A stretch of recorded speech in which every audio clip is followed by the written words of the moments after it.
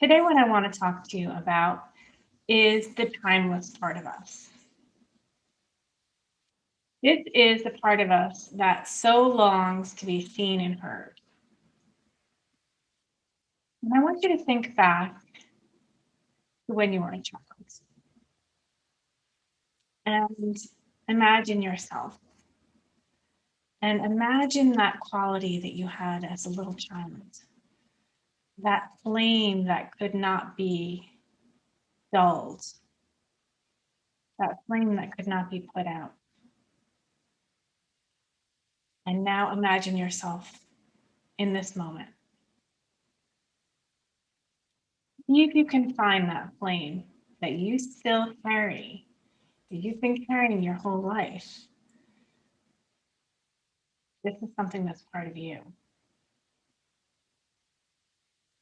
You don't have to work to cultivate it. It's with you no matter what. It's the flame that never went out. And it's the part of you that is most precious to this world. It's unique. Do you know what it is? I'll just tell what I think my flame is. I think my flame is this very innocent excitement that I seem to wake up with most days. Um, I always feel like I'm waiting for something exciting to happen. I don't even know what it is, but I'm excited for I don't even know what. And this is something that's been part of me since I was little. Um, and I know when I don't have access to that part of myself that something is off. Um, but that's my natural state. And that's what I call my spirit. It's part of me that's timeless, that transcends all age, all circumstance. It's part of me that always carries forward. And I do think it has something to do with um, what I have to offer the world, which is enthusiasm. So think about what gives you access to that flame? What gives you access to that spirit? What kindles it? What does it feel like when you lose touch with it? And how can you regain access to it? A little story, what I wasn't planning on telling, but I know when I've lost access to it. And actually, it's one of the things that caused me to stop drinking alcohol. We'll get into that whole topic later.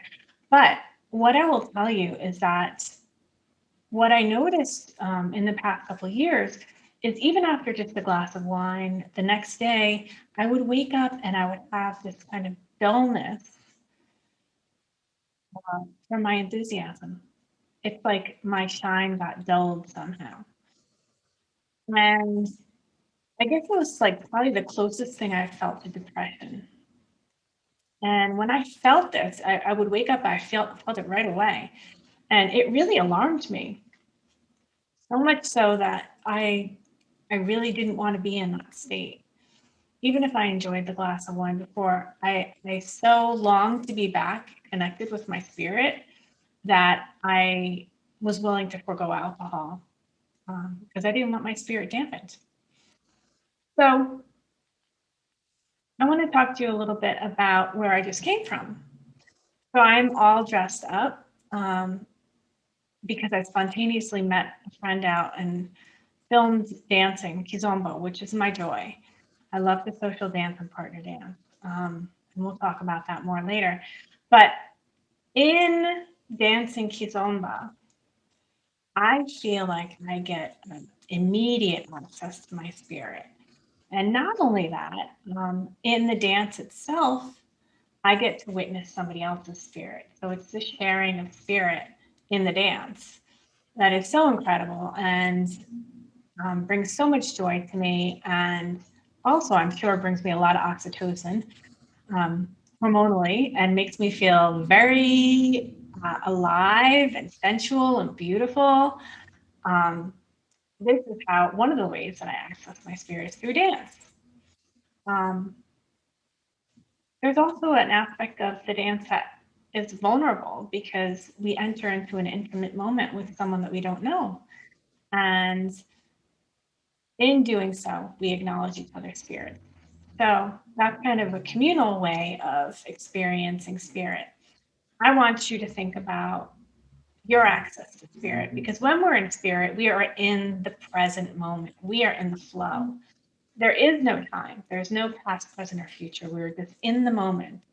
And when we are able to access that and cultivate joy, we are on a path to wellness. Not only emotional, it's also physical. So I want you today, your job for today, your task is to close your eyes and imagine that little child and that flame that you've carried your entire life, and name that timeless part of you. Name that spirit. Okay?